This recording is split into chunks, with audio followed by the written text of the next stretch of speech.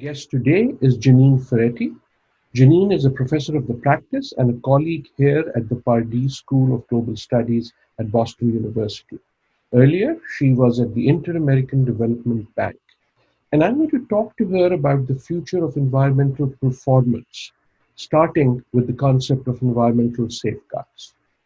I think before we jump into this whole issue of safeguards, I think we have to demystify them a little bit. What do we mean by environmental and social safeguards?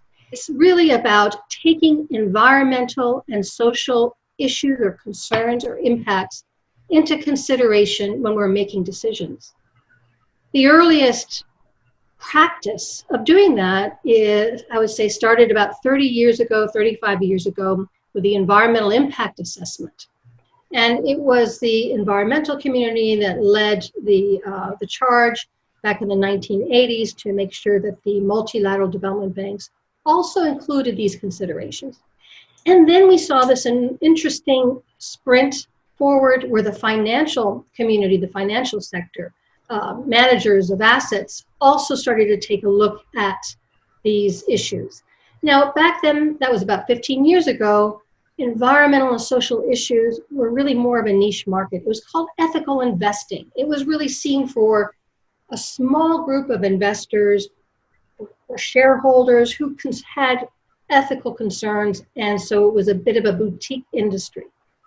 What we've seen in the last 10, 5, 2 years has been a steady increase, in fact, I would say leaping increases, that community of people who want to invest in equities or buy bonds that are environmentally and socially sensitive has grown so much.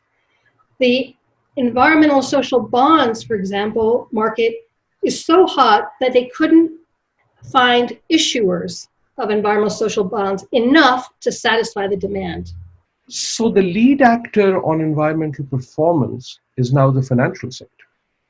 Indeed, I will tell you, as a practitioner and as somebody who's been in this field for over 30 years, I'm shocked. I never would have thought that the financial sector would be the lead in pushing environmental and social performance to the point where their innovations in terms of practices and requirements and transparency are being led by the financial sector, including by the Financial Stability Board, which is made up of all the central banks.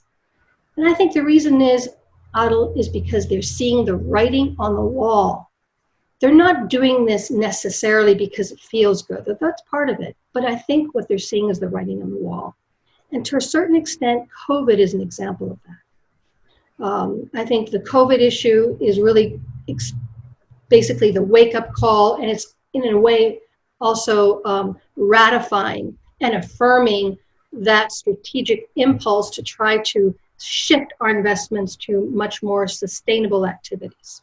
You suggest that we are making progress, but do you think we are making the type of progress that we need to make given the scale of the challenge? We are concerned, and this is the writing on the wall, about the planetary systems not collapsing. That's hugely different than let's worry about litter, or let's worry about water pollution or air pollution. We're talking about systems, potential systems collapse, certainly with climate and certainly with biodiversity.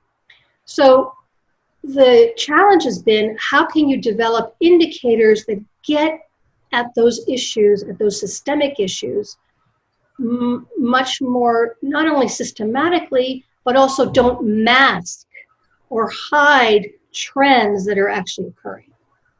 Not just a ticking of the box. Oh, does this investment do good things for people? Does it good thing for the environment? But exactly how?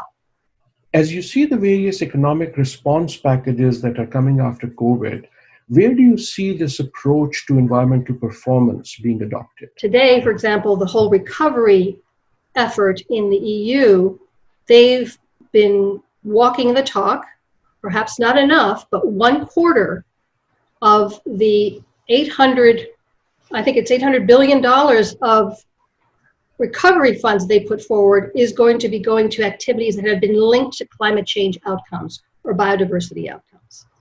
And that is the challenge, and that's where we have to go forward. So in a way, the COVID-19 and the opportunity to change our energy system, because that's what we're talking about. We're talking about changing the energy system to renewables. We're talking about, or certainly non-fossil fuel, we're talking about changing our transportation system, our agricultural system, and even industry, making it a circular economy. Do you think the experience of COVID might serve as a wake-up call, or could it become a diversion from the type of trends that you've been talking about? So that is really the question, Adil, is how will the world, how will governments, how will societies leverage this crisis into an opportunity? A cynic, a skeptic might say that governments can only handle one crisis at a time, and societies can handle only one crisis at a time.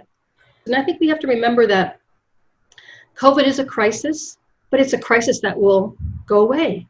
Climate is not a crisis that's going away, neither is biodiversity.